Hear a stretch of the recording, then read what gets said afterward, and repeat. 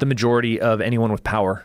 The Nuremberg trials were not a witch hunt, but it was to close a chapter so we could start moving forward with communism.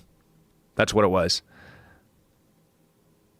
The threat of fascism, the threat of Hitler, the threat of killing all the Jews, the threat of world domination by the Nazis, that threat's gone. What's the next threat?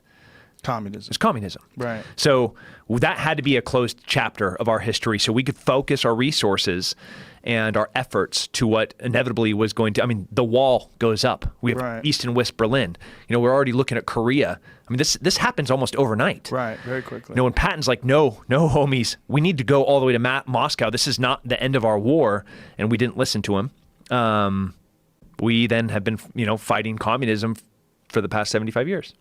So the ones with power that went to South America, I know a bunch of them went to Argentina, but they think they went to Honduras and a few other places. Where do they think they wound up? So what you had in South America, both Chile and Argentina back-to-back had fascist regimes. You had Perón, who was part of the Nazi party starting all the way back into the mid-30s. He's the president of Argentina. So the Red Cross... they were there was about 3 different rat lines that guys were able to successfully get out of Europe into South America.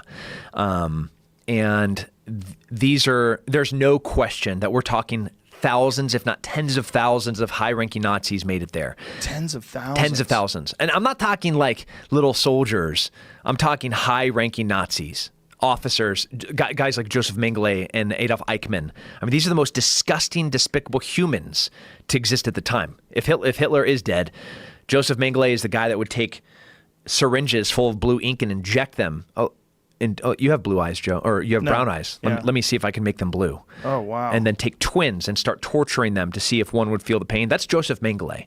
I mean, that's the guy that then in South America was helping high-ranking Argentinians have abortions, and he set up, have you seen the movie Colonia?